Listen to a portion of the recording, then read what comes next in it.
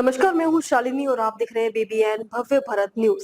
चलिए शुरू करते हैं आज की मुख्य खबरें। सही समय पर लेंगे सही निर्णय, उद्धव ठाकरे के साथ जाने पर बोले अजीत पवार की एनसीपी खतरे में, गठबंधन। महाराष्ट्र में स्थानीय निकाय के पहले चरण का ऐलान होने के बाद राज्य की राजनीति गरमाई हुई है।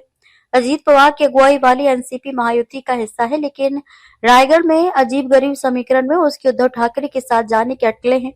इस चर्चा ने बीजेपी को बेचैन कर दिया है। महाराष्ट्र में स्थानीय निकाय चुनावों में नतीजों से पहले सत्तारूढ़ महायुति और विपक्षी गठबंधन महाविकास अघाड़ी एमवीए की एकजुटता का टेस्ट होगा।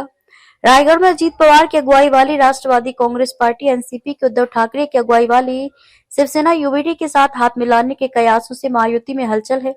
बीजेपी भी इस नई सियासी चर्चा से बेचैन है। बीजेपी की राय है कि ऐसे गठबंधन की जरूरत नहीं है, लेकिन अजीत पवार की एनसीपी वेट एंड वॉच की स्थिति में है।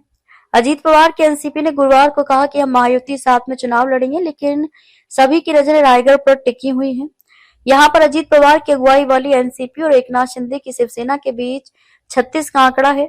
यही वजह है कि एनसीपी वहां उद्धव ठाकरे की शिवसेना के साथ जाना चाहती है।